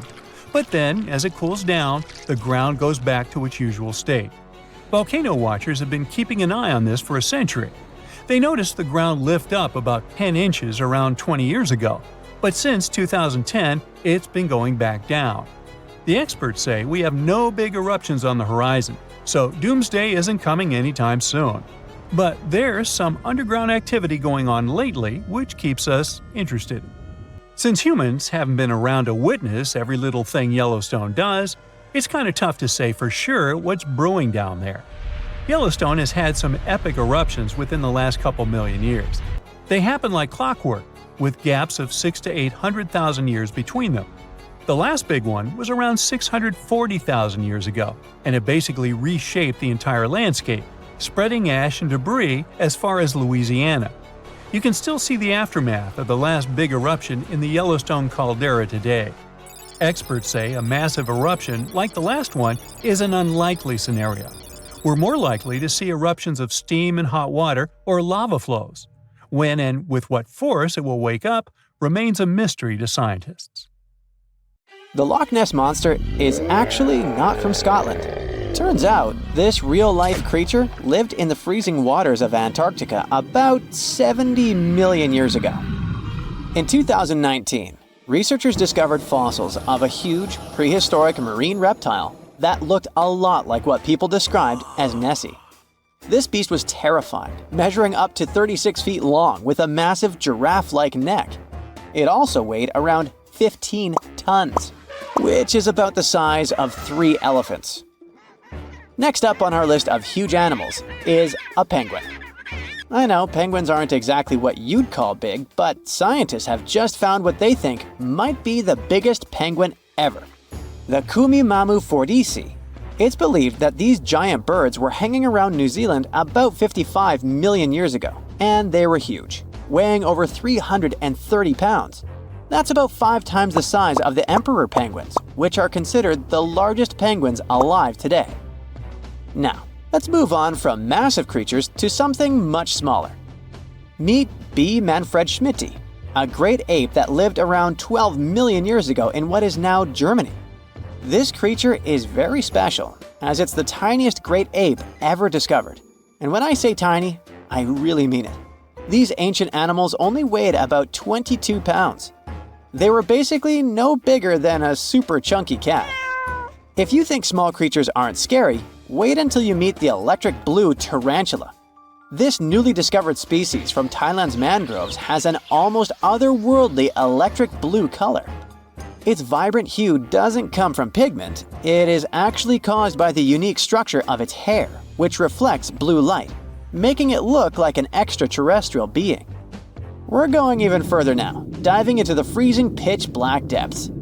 At around 2,000 feet deep in the Andaman Sea, scientists found a new species of ghost shark, which they named Chimera supape. Their appearance is straight out of a horror movie. They have sleek, pale bodies, frills that look like feathers, and large, creepy eyes. These ghost sharks aren't actually sharks, but they are related, having diverged from their cousins about 400 million years ago. The good news is they're not too scary since they're only a bit bigger than a shoebox. Just when you think we can't find stranger creatures, we come across this ancient amphibian from Brazil. Scientifically known as K. rosei. This newly discovered giant crocodile-like creature lived during the Triassic period, over 240 million years ago. At nearly 10 feet long, it had a powerful jaw, resembling the modern-day alligator. This beast was definitely a survivor since it adapted to the most severe conditions ever seen on the planet. Last year, scientists were tracking the dense Amazon rainforest at night when they found some quirky orange spiders that looked like they were wearing black boots. The team soon discovered it was a new type of giant crab spider. And no, they don't look like crabs at all. They only got their name because, while perched on plants, these spiders spread their legs out to the sides, just like crabs. Do you know that some new species are named after celebrities? Hollywood icon Harrison Ford now has his very own snake, for example. Discovered in Peru, T. Harrison Fordy honors the actor famous for his role as Indiana Jones, an archaeologist with a notorious fear of snakes. Unlike the film's menacing serpents, this new snake species is quite modest in size, measuring about 16 inches long. We also have the Rampholion princei, a small new species of pygmy chameleon from Tanzania that was named after US rapper and poet Prince Iya. He received this honor because of his work raising awareness about global environmental issues. Another celebrity namesake is DiCaprio's snail-eating snake, which hangs out in the shrubs of Panama's forests. This S. Irmelindi caprioi is about 15 inches long and spends its nights on palm fronds looking for snails and slugs. Its round eyes look like glowing coals that can be a bit scary, but overall, the creature is super chill. Even when it feels threatened, it doesn't bite. It just coils up around its head and gives off a really bad smell. Now something a bit more sinister. Meet Venomius tomhardii. Does that name ring a bell? Exactly. This new species of spider was named after Tom Hardy's portrayal of the infamous Marvel character Venom. And all because the black spots on the spider's abdomen reminded researchers of the famous anti-hero. Most spiders of this species were found in Australia at night, sitting in their elaborate webs in forested areas near the coast. When disturbed, these creepy crawlers often hide in silk-lined hollows in tree branches. We've also got something for the Lord of the Rings fans. In the vast and warm waters of the Amazon River, scientists have just discovered a new species of pacu. This fish is a relative of the terrifying piranha, with a plant-based diet and human-like teeth. It was named Myloplus sauron because of a bold vertical black mark on its side, which reminded researchers of the fiery eye symbol of the villain Sauron from Tolkien's epic saga. Wait, is that a tanned capybara or a wild dog? Well, actually, it's neither. This is a newly discovered dwarf deer. This tiny creature, about the size of a basset hound, scurries through the forests of Peru. The combo of large eyes, stocky body, and short legs makes this animal simply adorable. This cute little deer is the complete opposite of what we've got coming up next. This bizarre-looking creature is what we believe the beast of 5 teeth might have looked like. Its fossils, found in Chilean Patagonia, showed that it lived during the age of dinosaurs, about 72 million years ago. This finding is just another piece of evidence that mammals had been roaming around that part of South America much earlier than we thought. Moving from the forests of South America to the deserts of Australia, we come across a sand dragon lizard, known scientifically as Tenephorus tyacalpa. With its sandy color and long, lean body, this lizard looks like it could star in a Dune movie. Discovered last year, This sand dragon lizard blends in perfectly with the hot sands of the Great Victoria Desert in southern Australia. For over 10 years, a large-eyed creature managed to hide from scientists who ventured into the mountains of southwestern China. But not this time. In 2023, the group finally managed to take photos of 7 frogs that didn't match any known species.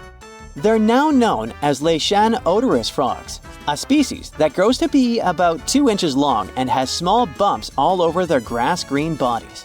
Off the coast of Chile, we have recently found a seamount nearly 4 times as high as the Burj Khalifa. Underwater mountains are usually home to beautiful life forms, like sponge gardens and ancient corals. But this Chilean seamount also hid a creature known as the flying spaghetti monster. It's a rare type of squid with long noodle-like tentacles that make it look like an underwater pasta dish. Including its tentacles, this strange creature can be over 130 feet long. Recently, scientists were diving into the cold waters of the Antarctic Peninsula when they thought they had found an ordinary dragonfish swimming by.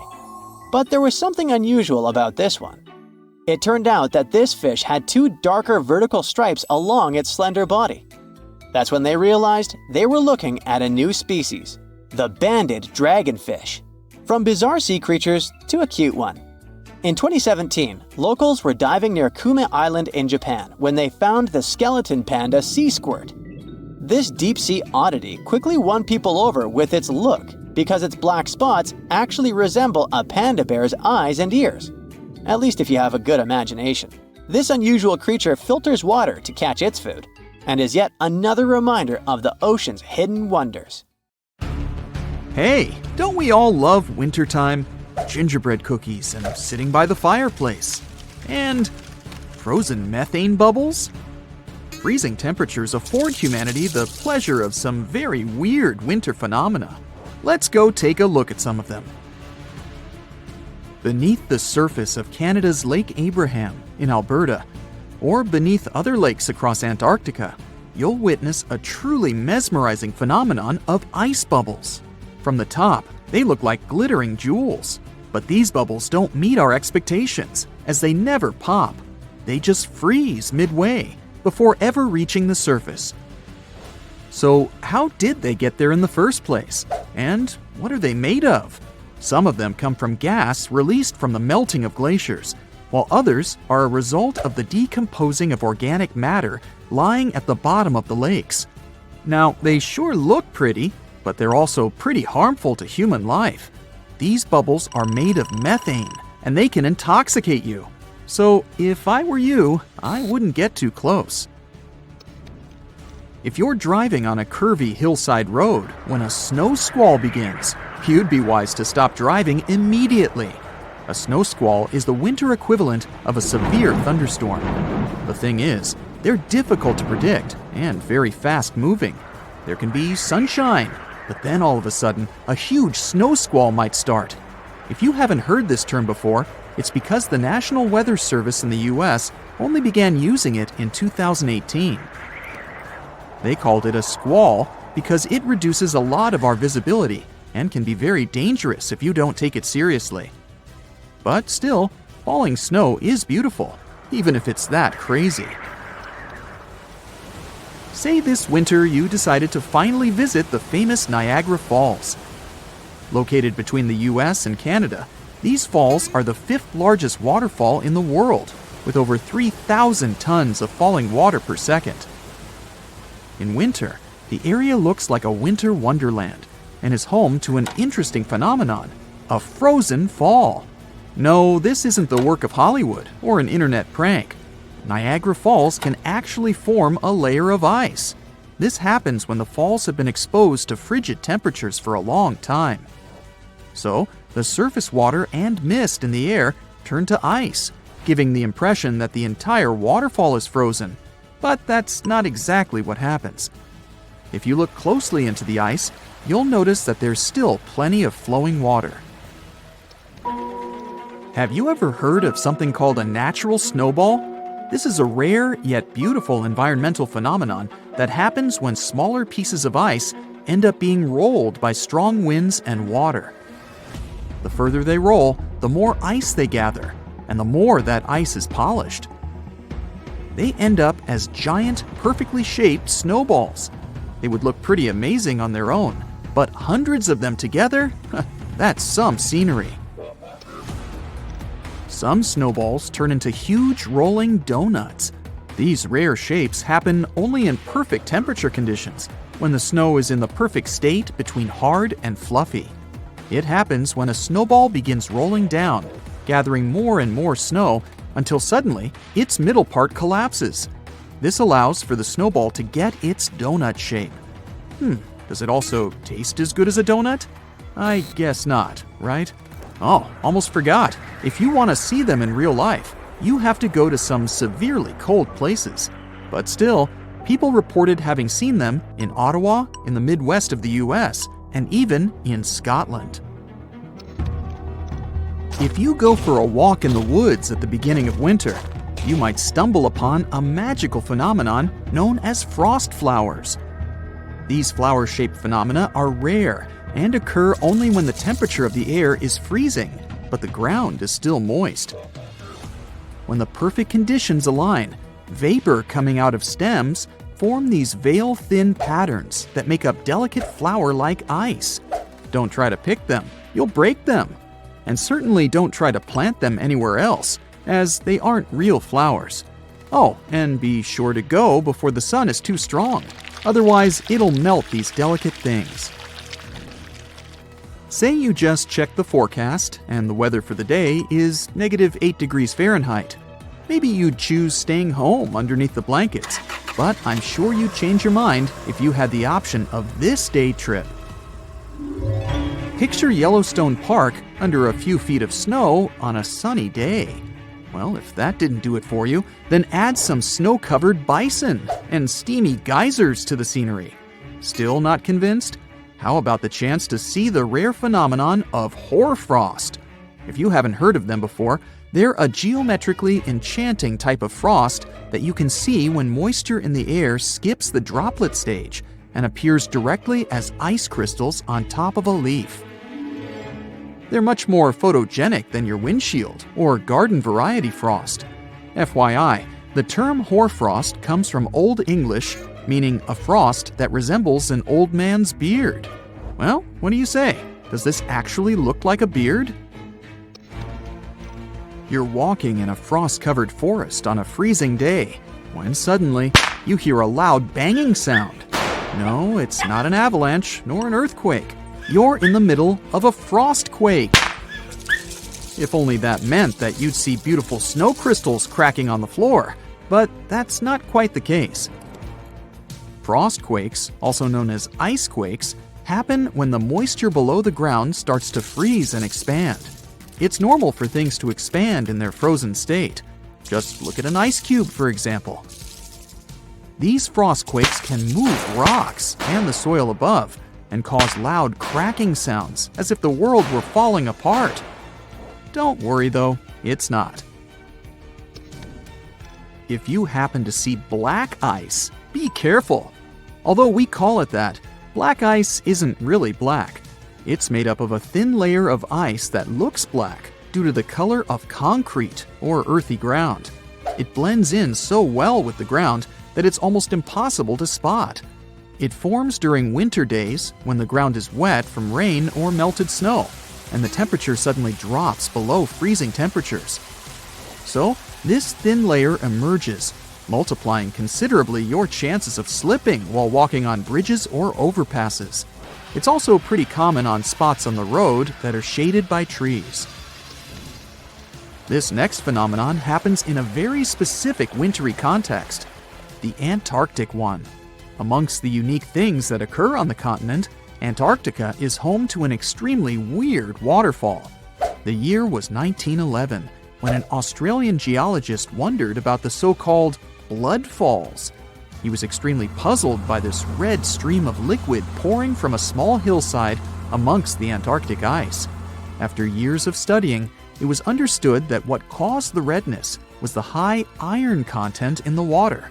The last piece of the puzzle came when scientists discovered that there was an underground lake with water full of oxidized iron nearby, which was what caused the bloodfall to exist in the first place. The North Pole is more than Santa's fictional home. Together with the South Pole, it's home to the so-called polar vortex, a phenomenon that helps to enhance our winter experience. The polar vortex is a large area of low pressure and cold air. It's called a vortex simply because over there the air rotates counterclockwise. It sends a jet stream that makes you want to bundle up and helps induce several winter phenomena such as freezing fog. If fog is when a cloud touches the ground, what happens when it freezes? You can expect that all of the moist droplets of water that are hanging around in the air will possibly freeze when they touch the ground, meaning you really wouldn't want to be driving around in the middle of one of these things. Ooh, mysterious mountain ranges hidden under thousands of tons of ice. Bizarre, transparent creatures with see-through skin, singing snow plains. Antarctica has its own terrifying secrets. And now, a mysterious ice hole the size of Switzerland that keeps popping open. And scientists have finally figured out why. This hole, called the Maud Rise Polynya, was first spotted in 1974 and 1976 in the Weddell Sea. Since then, it's been kind of playing hard to get. Sometimes it appears, sometimes it disappears for years. And when it does show up, it mysteriously changes size. For decades, researchers were trying to figure out what makes it form. Then, in 2016 and 2017, the Polynya went absolutely massive, more than 30,000 square miles. The hole stuck around for several weeks during winters. It was the first time since the 1970s that the Weddell Sea had such a huge, long-lasting Polynya. Here's the deal with Antarctic sea ice. In summer, the ice is at its smallest, around 1 million square miles. Yeah, that's considered small. By winter, it spreads to a whopping 7 million square miles, covering about 4% of Earth's surface in weird white tiles. Most of this ice grows during the weeks-long polar night on the floating ice shelves around the continent. These holes in the ice, called polynyas, usually form when strong winds from inland push the ice tiles apart. That same cold wind also freezes more seawater inside the hole, adding extra chunks to the ice sheet. But the Maud Rise Polynya isn't near the coast, where those winds normally help make holes. Out in the open ocean, holes like this are rare. Add in the fact that ice across the Southern Ocean has been shrinking. No wonder scientists are left bewildered. What exact conditions are creating this stubborn giant ice hole? To crack the mystery, the scientists dove into a mountain of data: satellites, floating sensors, even info from tagged marine animals. Plus, they had years of past observations from other researchers. And they found something unusual. In 2016 and 2017, the Weddell Sea's circular ocean current, called the Weddell Gyre, was stronger than usual. That extra punch made it easier for salty, warmer water from deep below to reach the surface. The Maud Rise Polynya sits above an underwater mountain called Maud Rise. During those big Polynya years, the stronger current caused salt to gather around this submerged peak. On the surface, the wind whipped over the ice, creating a corkscrew effect. It literally pulled that salty water up from below. The extra salt lowered the freezing point of the surface water, allowing the Maud Rise Polynya to form and stick around. Polynyas are really important for the planet. The dense salty water formed in these holes can travel huge distances, spreading across the global ocean and affecting climates everywhere. But these magnificent holes aren't the only cool and mysterious phenomena Antarctica is famous for. How about underground lakes? Or shall I say under-ice lakes? Because there are entire lakes hidden under Antarctica's thick ice. Scientists first found them back in 1970 using radar, and now they think there are around 400 lakes tucked under around 2 miles of ice in the explored areas. These lakes likely formed after Antarctica broke off from Gondwanaland, the ancient supercontinent. Surprisingly, the water in the lakes doesn't freeze because the ice above presses down too hard. Hey, it's physics, bro! The biggest of them all is Lake Vostok, discovered in the 1990s. It sits a bit more than 2 miles below the ice. Scientists have drilled down to take samples, and the water they pulled up was about 26 degrees Fahrenheit, even though the lake had been trapped under ice for over 20 million years. There's also Lake Williams. In 2014, scientists made a lit discovery there. They found a thriving colony of microorganisms nearly a mile under the ice. Those tiny creatures never saw sunlight or fresh air. Instead, they used methane and ammonium as energy to grow. Another marvel hides in plain sight in the McMurdo Dry Valley. It's a waterfall that looks like something straight out of a horror movie. Bright crimson water, like blood gushing from a wound in the ice, pours down 5 stories from Taylor Glacier into Lake Bonny. Ooh, spooky. But there's actually a scientific reason behind it. The water that feeds Blood Falls used to be part of a salty lake. Now, it's completely cut off from the atmosphere because glaciers formed on top of it. Trapped more than 1,300 feet underground, the water has become super salty, 3 times saltier than seawater, and it can't freeze. This underground water is also packed with iron and completely lacks oxygen in sunlight. When it slowly seeps through a crack in the glacier and hits the open air, the iron oxidizes, basically rusts, and turns the water that eerie dark red. With such creepy landscapes, Antarctica might look like a frozen wasteland, freezing cold, almost no rain, and winds that could knock you off your feet. The coldest Earth's temperatures ever was recorded there, minus 128.6 degrees Fahrenheit. And still, Antarctica is actually home to some seriously bizarre wildlife. For the longest time, scientists thought nothing could survive under all that ice. Turns out, they were very wrong. There are all sorts of creatures that have adapted to the brutal environment. Tiny microbes, crustaceans, colossal squid, and spiders so big their legs could cover a dinner plate. Giant worms with shiny golden bristles and huge sharp-toothed jaws also lurk under the ice. And then there's the ice fish, a completely see-through fish with huge eyes and organs you can literally see through its skin. These fish have built-in antifreeze proteins to survive the freezing waters, and they can't live anywhere warmer. Even stranger, they don't have hemoglobin, the protein that makes our blood red.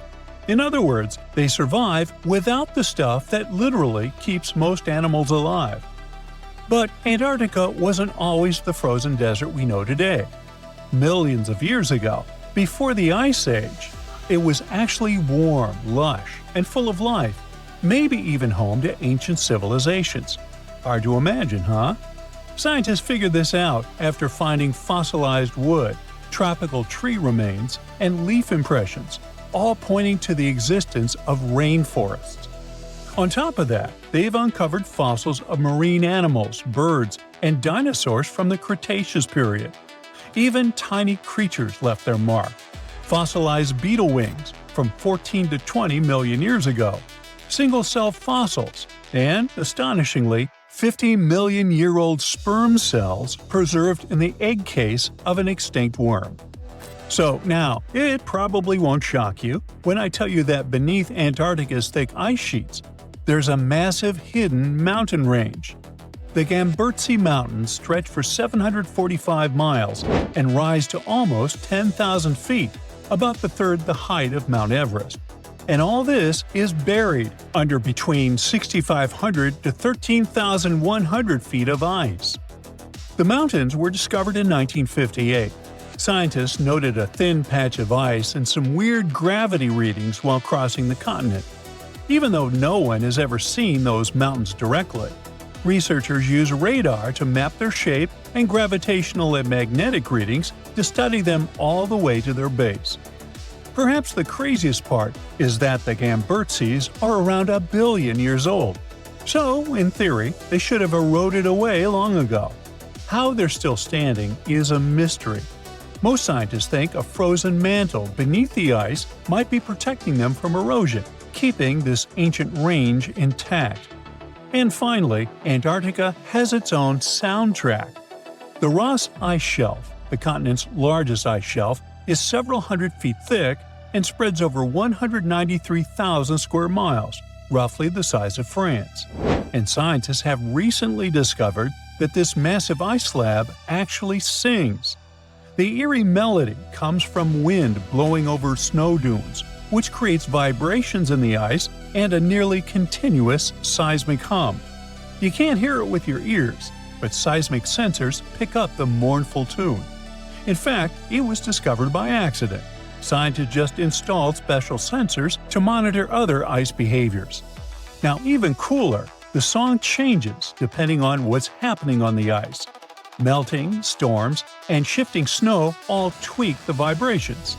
Researchers are now using this haunting melody as a kind of early warning system. They listen to it in real time to track the ice shelf stability and potential collapse. The South Pole is more than penguins and endless snow. There's a hidden ghost world within it. Look, it's right here on the globe. Don't confuse Antarctica with the Arctic, which is at the top of our maps. Much smaller in size, and, let's face it, way less mysterious. The ice sheet covering Antarctica is about 1 to 3 miles thick, which is up to 16 Eiffel Towers stacked on each other. This massive blanket hides the true features and contours of Antarctica's land. We still don't know much about this mysterious continent, and it is ice and snow that are to blame. We still don't even know the true shape and size of this continent. Mapping Antarctica without some huge shovels is an incredibly hard task. But satellites learned to penetrate the ice with their cameras. And now we know there's actually an enormous, dramatic ancient landscape beneath the snow. The ghost of the past. About 90 million years ago, Antarctica was a much warmer place. It was actually a lush rainforest with tons of plants and probably teeming with life. It even had rivers flowing through it. Then the ice came. This happened about 34 million years ago, during the transition from the Eocene to the Oligocene, when our planet cooled significantly. It was the beginning of one of our several ice ages. The land remained, but now was hidden under ice and snow that got thicker and thicker. To a regular eye, Antarctica turned into a white desert, vast, flat, and featureless. Time went on. This massive ice sheet moved around, smoothing and shifting the ground beneath it. Over the millions of years, it changed what the land looked like. Now, if we looked under the ice, it wouldn't hold any signs of the original South Pole, except for one place. In areas where the ice is especially thick and doesn't move much, like in East Antarctica, it has actually worked the other way around. It became like a super thick blanket that protects the land. Normally, things like wind or rain slowly wear away the ground over time, changing its shape. But since we have this protective ice blanket, it prevents these natural processes from reaching the stuff underneath. So, the ground stayed almost the same for millions of years, like it's been frozen in time. This special area near the Aurora and Schmidt subglacial basins has become the ghost of Antarctica's landscape. This place was barely touched even since it was first covered in snow 34 million years ago. This is a historical footprint, a place that can tell us what Antarctica's ground looked like before it became a freezing nightmare. As scientists peered under East Antarctica, they saw an amazing ghost.